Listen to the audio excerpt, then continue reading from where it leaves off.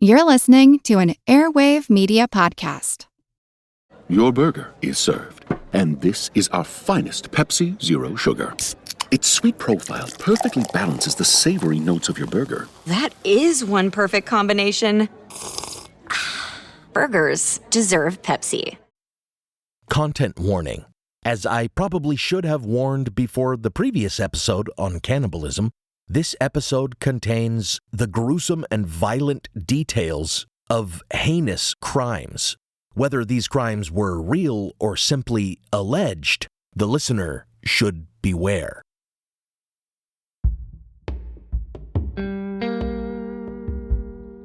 When we have come to recognize that witches, werewolves, and vampires are nothing but myths, we begin to look elsewhere for monsters.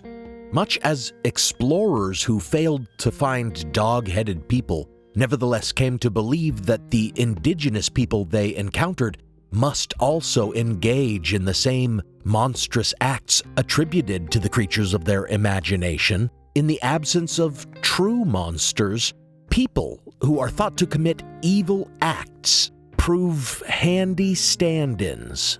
And there are none more monstrous in our eyes than those who commit murders, and especially many murders. Like the notion of everyday culinary cannibalism, the notion of the habitual or serial killer chills us, and there is overlap here, as many a serial killer may be driven by their pathology to consume the flesh of their victims. Especially monstrous are those said to have claimed a huge number of victims. One example is Gilles de Rais, whom I spoke about briefly in my episode on the specter of devil worship several years ago. A war hero and compatriot of Joan of Arc in the 100 Years' War, he was arrested in 1440 and charged with the murder of more than 140 children, mostly boys. In his trial at the ecclesiastical court of Nantes, the gruesome details of his alleged crimes, including sexual assault, ritual abuse, and necrophilia, truly made of him a human monster. But worse still was Countess Elizabeth Bathory, a Hungarian noblewoman who stood trial for killing hundreds of young women and girls in the late 16th and early 17th centuries. By the highest count, she is said to have claimed as many as 650 victims. It was said that the Countess chose only virgins as her victims and bathed in their blood to ensure her own youth and beauty.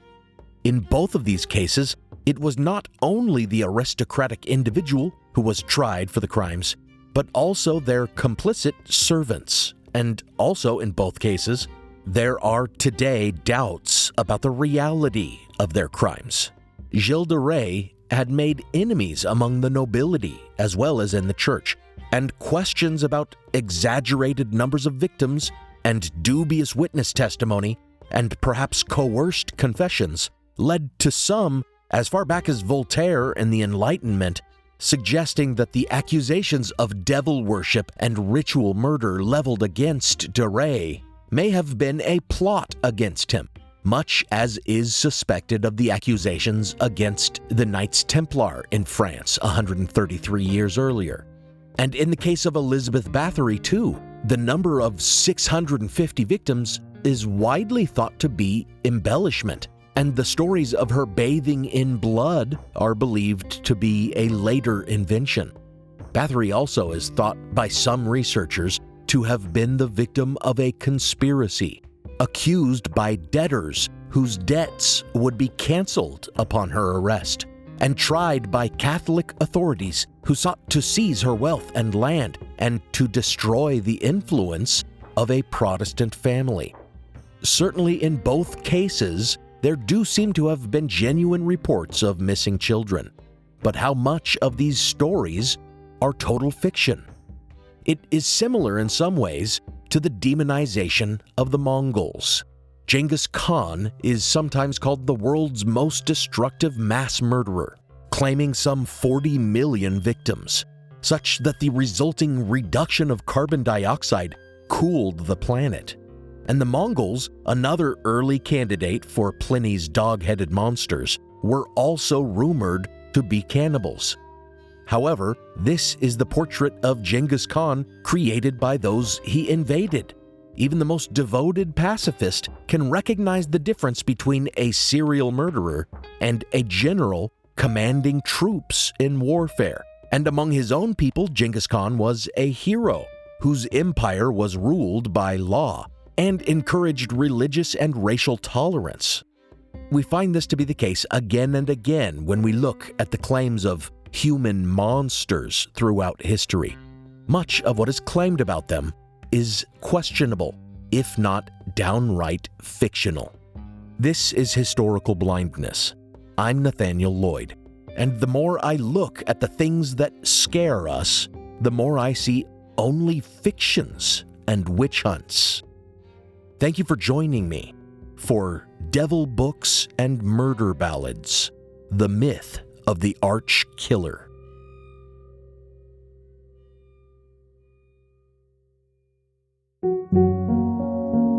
Before we begin, I want to thank my newest patrons, Reggie and James Vinn. Thanks so much to all my patrons. Patrons on Patreon get access to a special ad-free feed of the program, with teasers for new episodes and exclusive content. For example, after my episode on cannibalism, I spoke on a more personal level about the claims of cannibalism on Fiji, where members of my family are from, and how these questionable claims continue to spread today. If you hear the word minisode and think these are insubstantial little sound bites, they're not. They're fully produced and researched episodes about 10 to 15 minutes long. Patron feeds also get episodes early, and as I mentioned, their episodes are ad-free, which means they're not hearing these Patreon pitches either. So if you appreciate the podcast and want more content, support me on Patreon for as little as $1 a month. Now, on with the episode.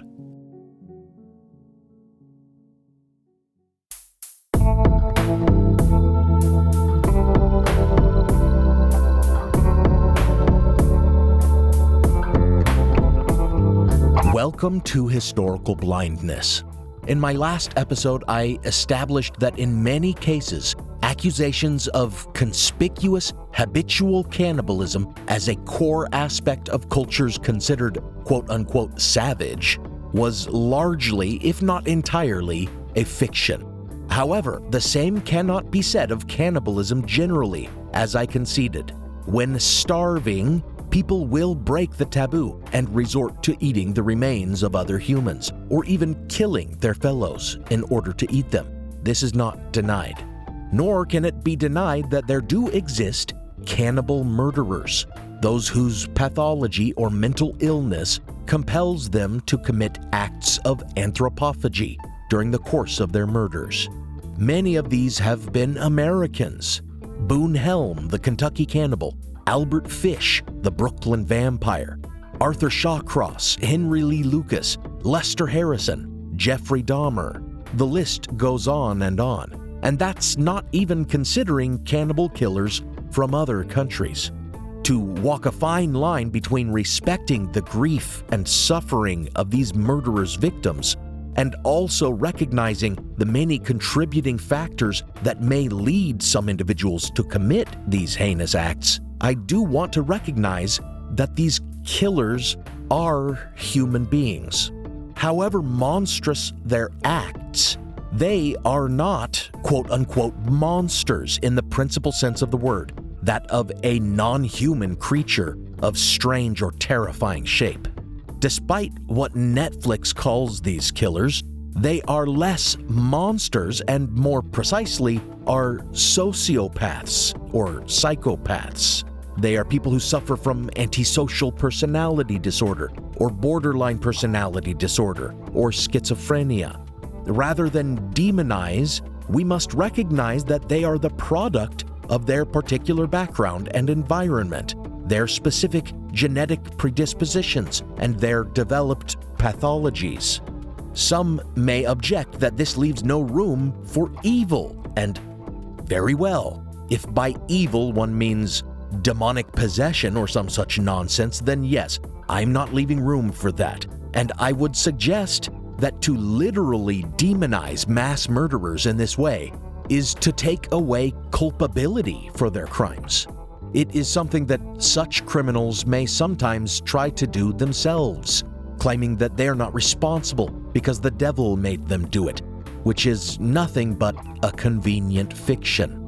Conversely, many such serial murderers also demonize themselves by vastly inflating the number of their victims, claiming they killed hundreds when there may only be evidence for a handful.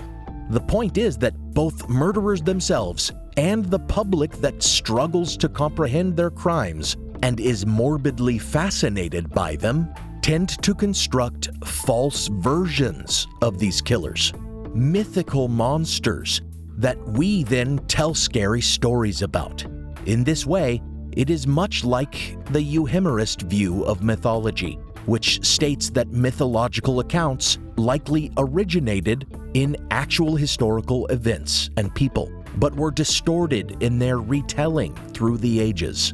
And if we want to know how people will tell stories about Jeffrey Dahmer and other modern-day serial murderers 500 years from now, perhaps the best model would be how we remember legendary murderers who lived half a century ago.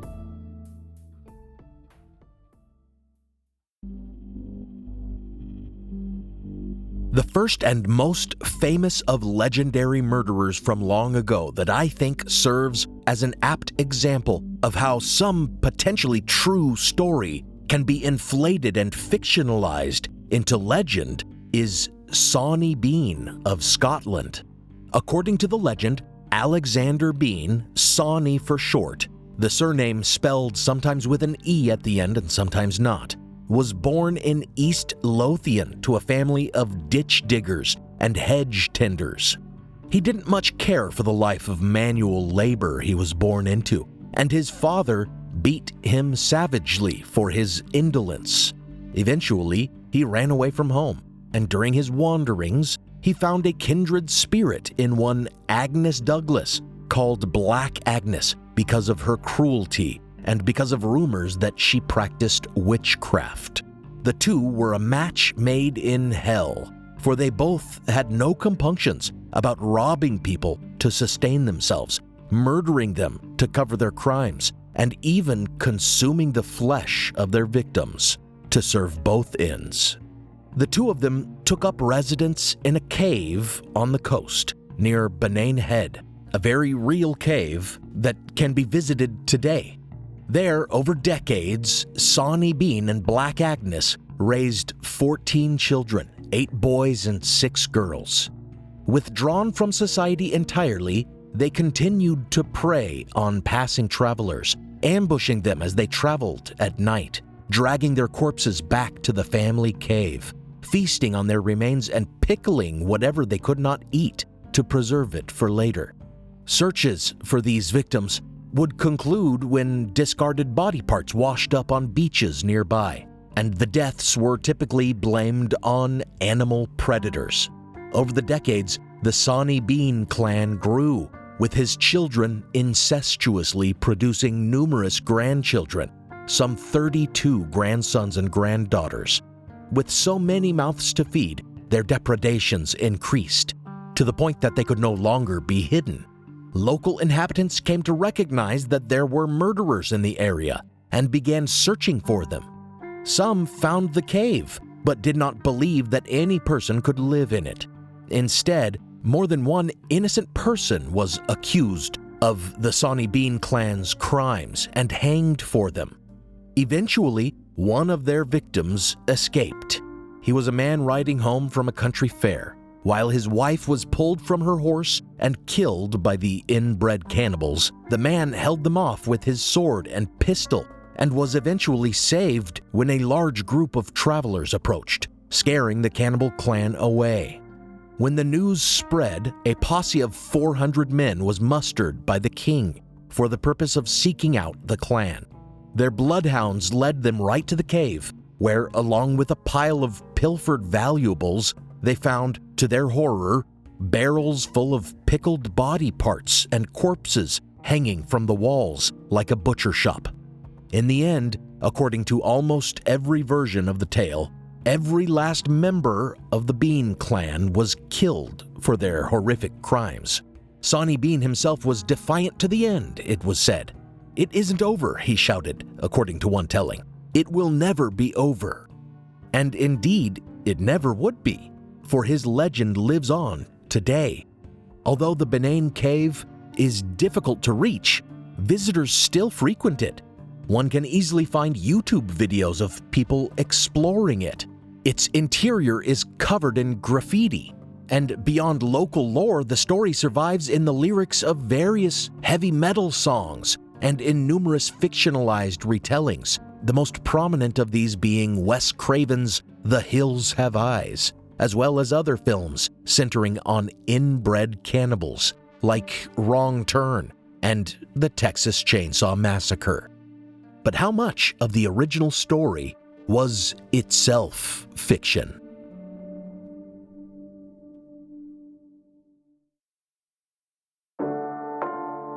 First, it must be acknowledged that the story did not appear until long after the time it is supposed to have happened.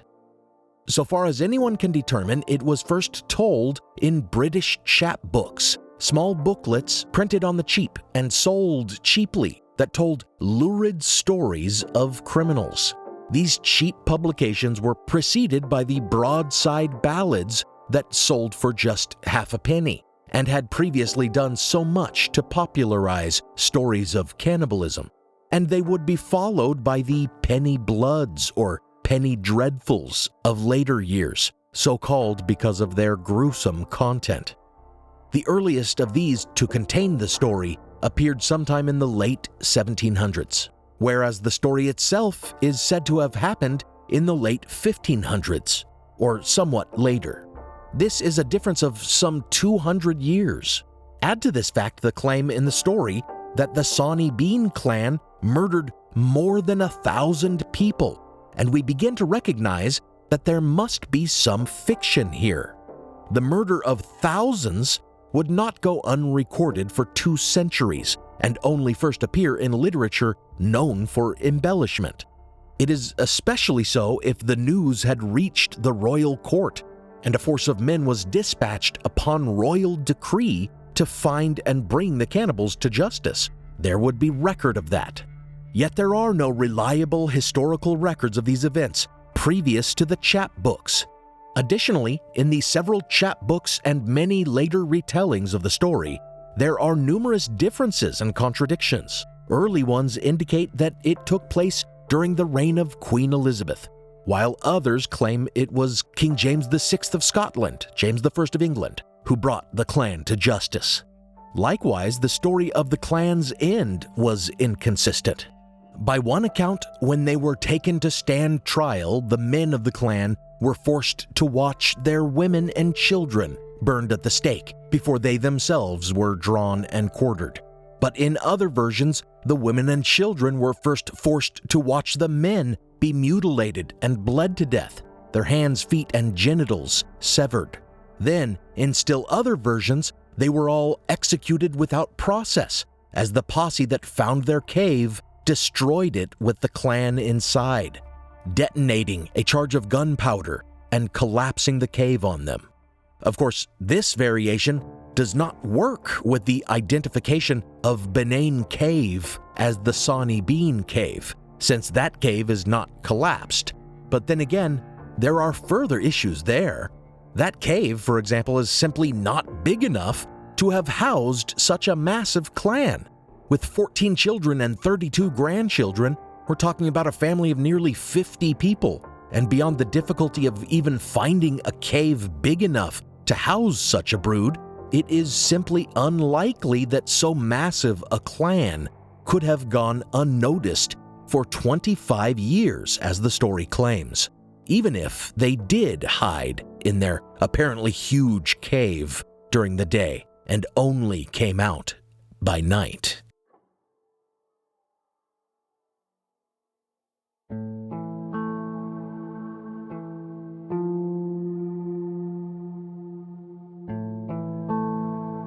One further theory is that this story originated as anti-Scottish propaganda, and there are several points to be made in favor of this notion. First, it should be recalled that there was a long history of characterizing the people of the region as savage cannibals. According to the Romans, cannibalism was practiced all over Europe by the primitive peoples there. Another example of claims that the other is inhuman because they do unthinkable things. Julius Caesar claimed the Irish were cannibals. Pliny claimed the Druids of Gaul were cannibals.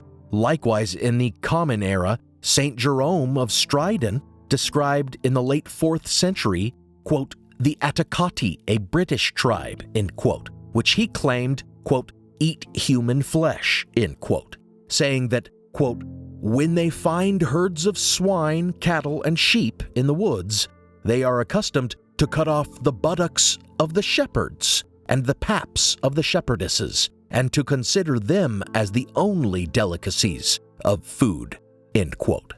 These mysterious inhabitants of the British Isles were then said to prefer the shepherd to the flock, as it were, and it is telling that this baseless account was long taken to mean that the Scottish were cannibals, when no one really knows if the Atticati were entirely made up or who they were, if they really existed.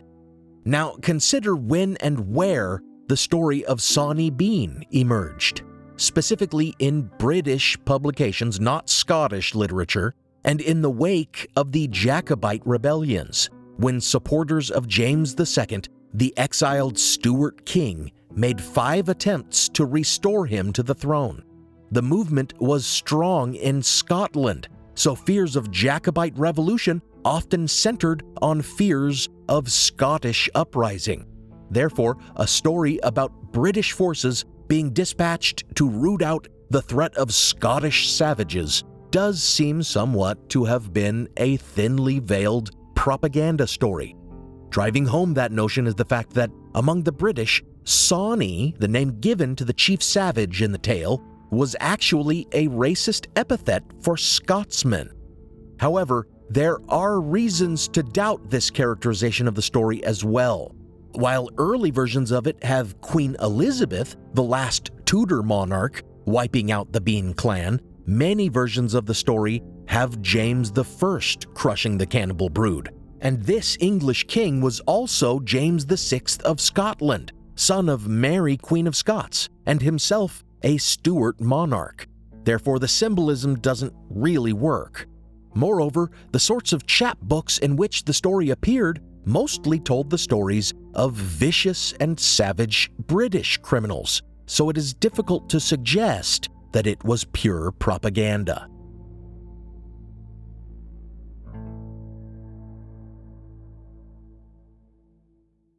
Now for a brief intermission.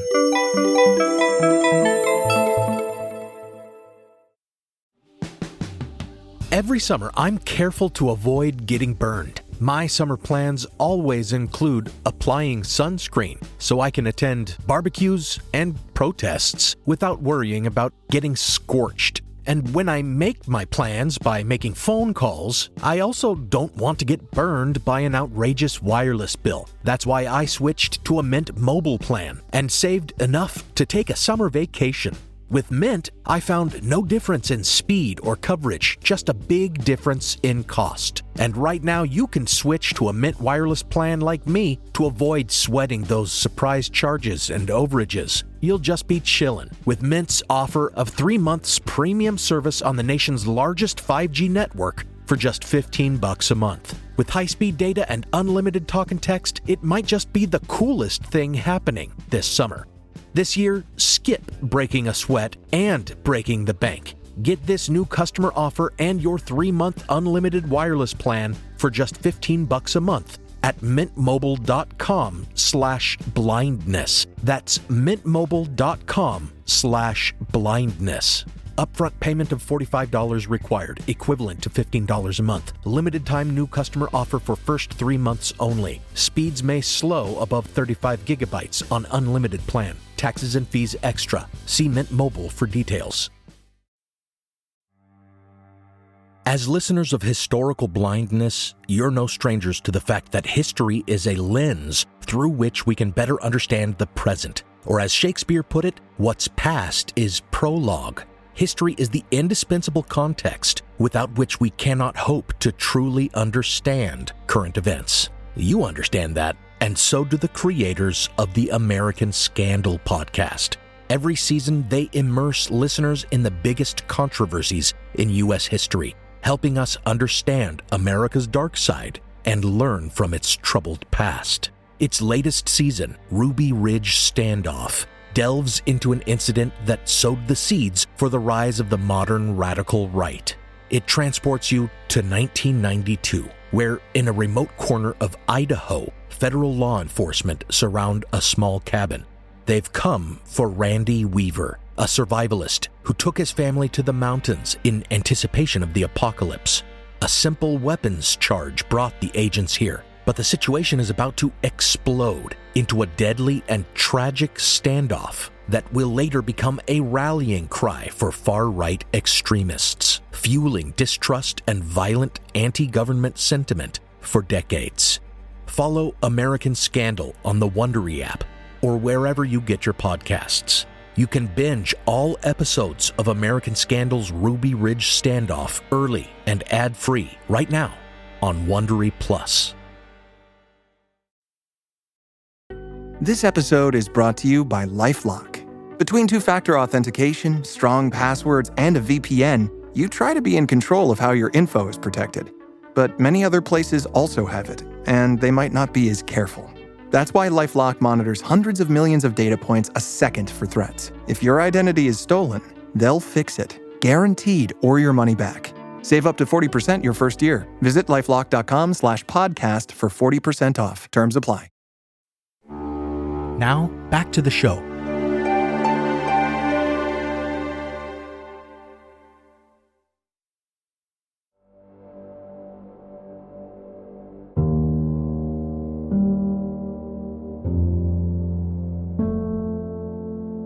Some of the chapbooks of the era did tell the stories of real crimes, and the Sawney Bean story was thereafter immortalized in sensational true crime catalogs like the Newgate Calendar, which was a publication associated with Newgate Prison.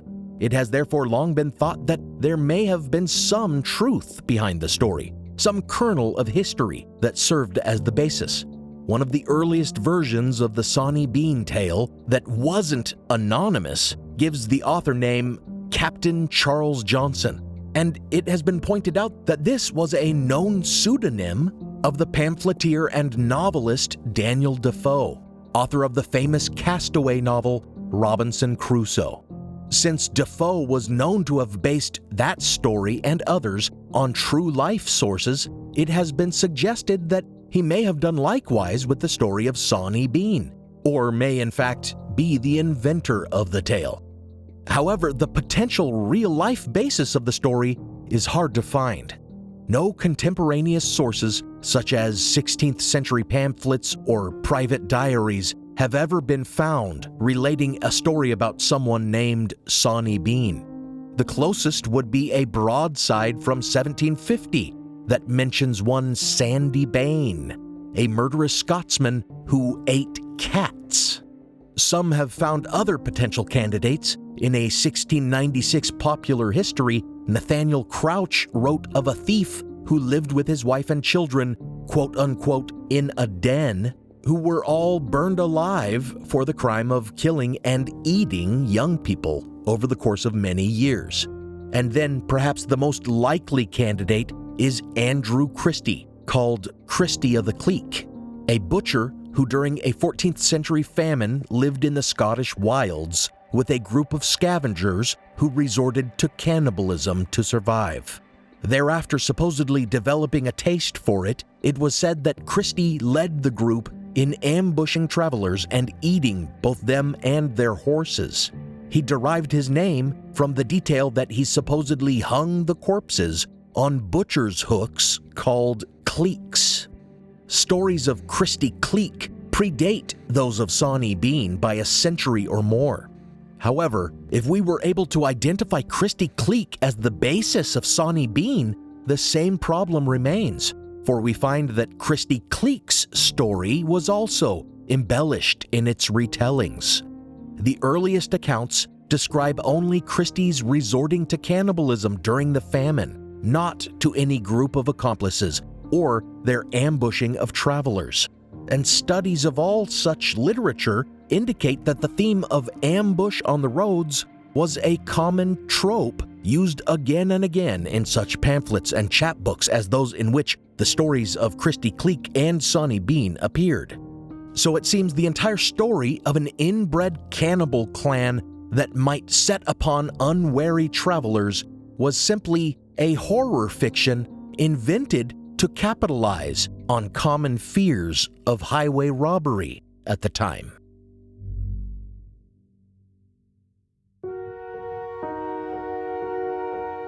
Complicating further the entire question is the fact that there are numerous other strikingly similar stories that appeared in generally the same time period, but elsewhere in Europe, specifically in Germany. The most awful of these was one Christman Genipperteinga, also variously called Genipperteinga. Like Sawney Bean, Christman took up residence in a cave, not on the coast but in the woods, near Bernkastel in the Rhineland. His cavern home was chosen because it offered a nice vantage of the nearby roads and passing travelers. Genipperteinga turned highway robber, murdering travelers and discarding their corpses in the deepest recesses of his cave.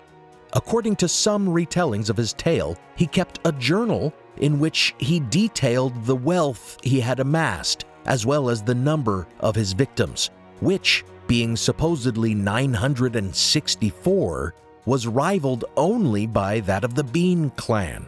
But Genipperteinga did it all by himself. He did have children, which he fathered by raping a certain woman victim he had kept alive and captive as a slave. But rather than amass a brood of little killers, he was said to have murdered all of his children, hanging them, and then remarking on how they danced as they hanged. Eventually, he allowed the female hostage he kept, the mother of his murdered children, to go into town, and she revealed the killer's den to authorities. Christman Genipperteinga is said to have been condemned in 1581 and broken on the wheel, a brutal method of torture and execution in which the limbs are snapped and woven within the spokes of a wheel that is then suspended above ground on a pole, allowing gravity to do the rest. Genipperteinga survived 9 days on the wheel, according to the story, but there are no local records that attest to the tale, only a series of pamphlets. Thus, much like Sawney Bean, Christman Genipperteinga is considered likely a fictional character.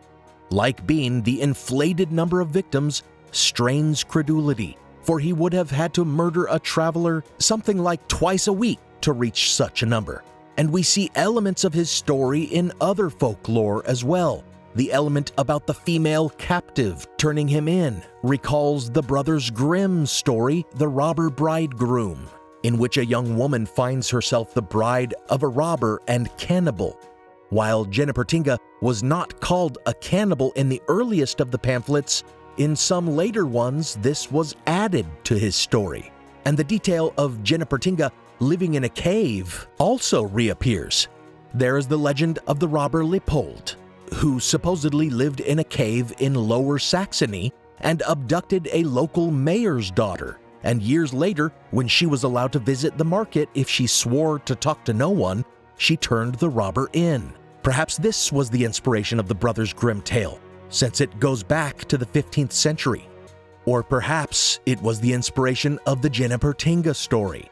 Then there was Daniel's Cave, also in Lower Saxony, which was supposedly home to the robber Simon Bingelhelm, who, it was said, killed several infants and even cut unborn fetuses from the bellies of his pregnant victims. The infanticide of this tale certainly corresponds with Genipperteinga's. And the fact that Bingelhelm was said to make candles with the children's entrails for black magic purposes may correspond as well, for in some later versions of Genipperteinga's story, he too was said to be a magician, turning himself invisible.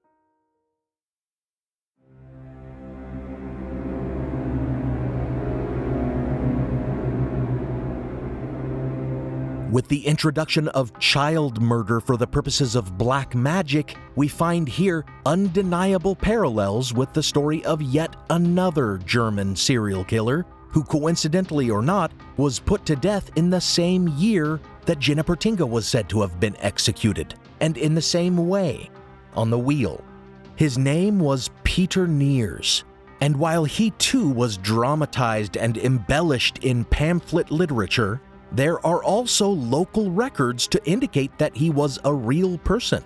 He did not claim the rather unbelievable total of 1,000 victims, but his number of killings is still rather unbelievable, having been convicted of 544 murders, 24 of which were unborn infants cut out of their mothers. Unlike Sawney Bean and Christman Genipperteinga, and the robber Lippold, and the magician Simon Bingelhelm, it was never claimed that Neers or his band of robbers lived in a cave. Like actual highway robbers of the period, they roamed and hid in different places. But like Sawney Bean, he was accused of cannibalism, and like Simon Bingelhelm, he was said to use the fat and the flesh of the infants he killed to craft magical candles. And as was said of Genipperteinga, he was supposedly able to make himself invisible, specifically through the lighting of those magical candles. It was also said that through his black magic practices, he could turn himself into an animal to avoid capture. Yet he did not avail himself of these powers when he was captured, first in 1577, and then after escaping, again a few years later, when it was claimed an innkeeper and some suspicious citizens of a town he was visiting opened his bag to find fetal organs. While, as I said, there is much reason to conclude that Peter Neers and his gang were real criminals, the stories of his black magic, invisibility, and transformation into animals should make clear that he was thoroughly mythologized. The fact that confessions of his crimes were extracted under torture makes the stories about him no more reliable, since as we have seen with the inquisitions and witch hunts that were still going on then in Europe, torture will cause people to say whatever their captors want to hear. And Neers' torture was horrific. His skin was peeled off in strips, and hot oil was poured into his wounds. His feet were oiled and roasted over coals. And finally, he too was broken on the wheel. When Neers was first captured in 1577, he confessed under torture to 75 murders. But somehow, by the time of his execution in 1581, it had become 544, which would mean 469 murders in just 4 years. That's 10 murders a month, 2.5 a week. What is more likely, that he was actually able to carry off so many murders, or that he simply kept increasing the number of murders he was confessing to in order to get his captors to stop torturing him?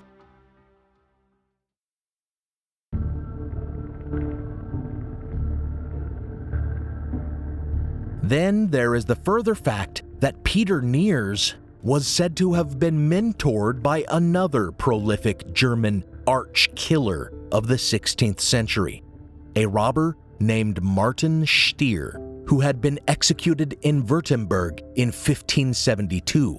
Martin Stier was a shepherd, and he was said to have organized a gang of other shepherds.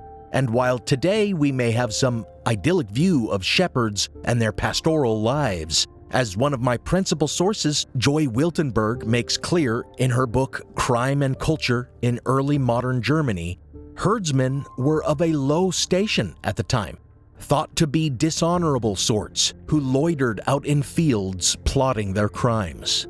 So already we have some reason to suspect that Stier and his fellow shepherds may have only been the victims of prejudice against their class. It was claimed that Stier was really the master sorcerer and that he taught Peter Niers all he knew. It was apparently Stier who showed Niers how to turn invisible, who taught him the power of eating the hearts of unborn fetuses. How do we know this?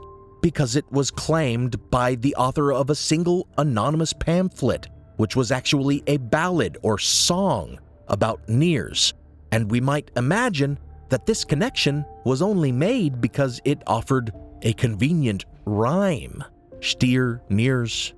Yet much of what was said of these arch killers in ballads and pamphlets was taken as truth, and we know this because of the work of Johann Jakob Wick, the compiler of the largest surviving collection of broadsheets and pamphlets on the heinous crimes and supposed miracles of the 16th century, called the Wickiana. Wick was a Protestant clergyman, and he collected these reports in an attempt to compile evidence of Satan's works and to discern indications that the world was in the end times. Interestingly, when the pamphlets he collected were actually signed, it showed that they were often also written by Protestant clergymen, and thus the motivation for their embellishment of the crimes and the dubious claims of sorcery and the supernatural appears clear, as with the claims of cannibalism, which were common of many accusations of devil worship and witchcraft. Therefore, the crime literature of 16th century Germany is revealed to be little more than religious myth-making, inventing more satanic boogeymen to scare the public into pious devotion, just like the witches and devil worshippers that were claimed to lurk everywhere. And much like those supposed sorceress murderers who were accused of being werewolves, like Peter Stump, about whom I spoke in detail in my series on the topic. In the end, everything is questionable, from the number of their victims to the savagery of their deeds, and even in some cases, their actual existence.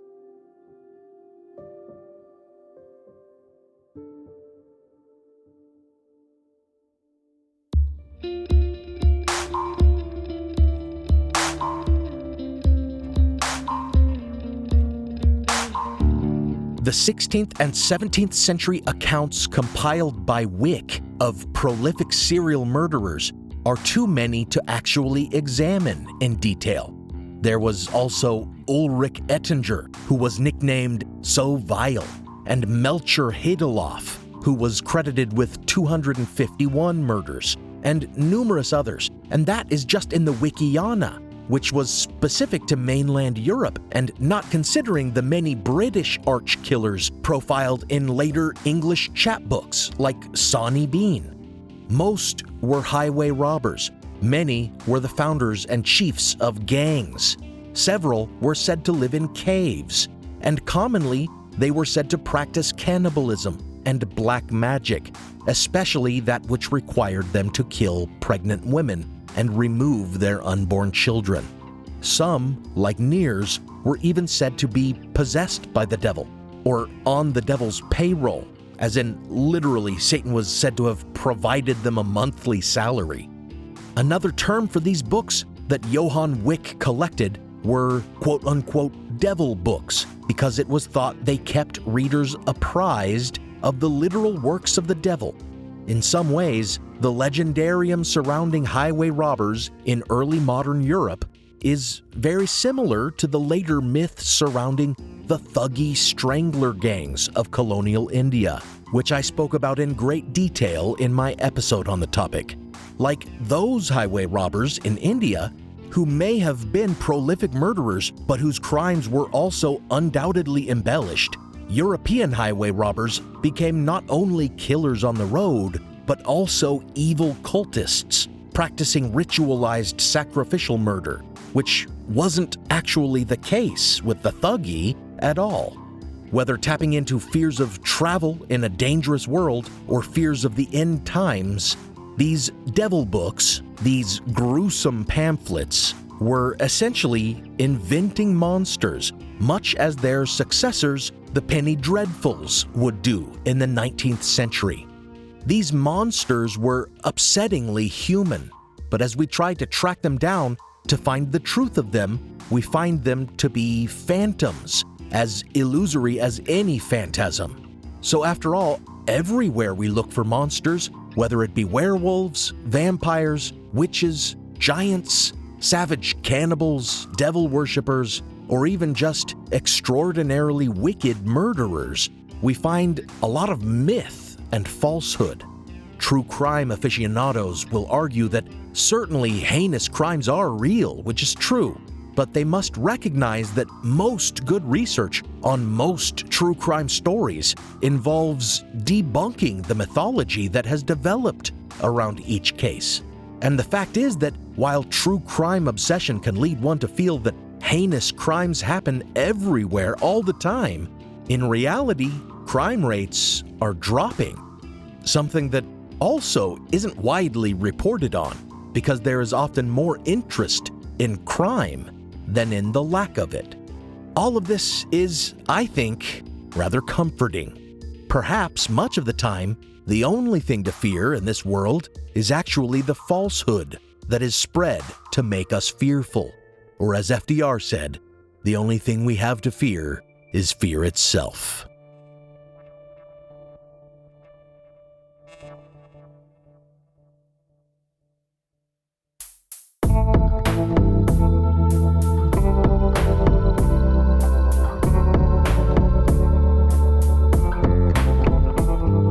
Thanks for listening to Historical Blindness. Check out the blog post for this episode, which should go up on historicalblindness.com before the next episode releases. You can find a transcript there with related imagery and citations for further reading. As always, thanks go out to my partner patrons, Diane Lane, Robert Fisher, Joe Escott, Sean Munger, Devlin Hoff, Michael Markham, Mitchell Shuttler, Prickly Pear, Fred Groteis, Robin Naggett, Rebecca, Don Mundus, Eunice Allen Bradley, Juliet O'Connor, Jonathan Williams, Joshua Luddington, Logan Houlihan, Lily Powers, Christine LeBlanc, Lonnie Coffer, Emma, Kevin Osborne, Benny Slater, That One Girl, Jocelyn Clausen, Lindsay McAllister, an anonymous patron, Louise Rickshaw, Brian, CPJ MLT LTD, Christopher L. Burton, Chris, Lisa, and Kaylee. Thank you for taking an interest in the stories that I share. Like Johann Wick, I too compile curious and sometimes gruesome reports, and I share them with you loyal listeners. And like Wick, I also pass judgments on the stories and suggest that they might tell us something about the world.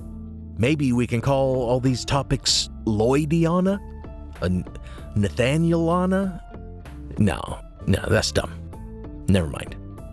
This podcast is part of the Airwave Media Podcast Network. Visit airwavemedia.com to listen and subscribe to their other fine shows, like The Constant and The Conspirators. Some music on this episode was licensed through a Blue Dot Sessions blanket license at the time of the episode's publication. Other music on this episode is copyright Alex Kish. Visit alexkishmusic.com and contact him to get compositions for your own projects. Additional music is by Kai Engel, licensed under a Creative Commons Attribution license. Check out the show notes for a list of the tracks used. You can support the show by pledging on Patreon or by making a one-time donation on PayPal. Find those links in the show notes, or find me on Venmo at Historical Blindness. Until next time, remember, the first John Wick didn't kill people. Instead, he took an interest in those who did. Part of me wishes that the name for Johann Wick's collection of devil books, the Wikiana, was the actual origin for the internet term wiki, or that instead of the Wikiana, it had been called the Wikipedia. I can't stop. It's too silly.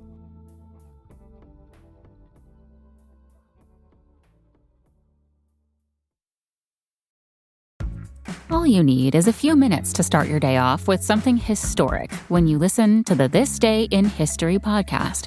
Every day there's a new episode for you to listen and learn about what happened that day way back when. So listen and subscribe to This Day in History wherever you get your podcasts. That's This Day in History wherever you get your podcasts. What does Sputnik have to do with student loans? How did a set of trembling hands end the Soviet Union? How did inflation kill moon bases? And how did a former president decide to run for a second non-consecutive term? These are among the topics we deal with on the My History Can Beat Up Your Politics podcast. We tell stories of history that relate to today's news events. Give a listen. My History Can Beat Up Your Politics wherever you get podcasts.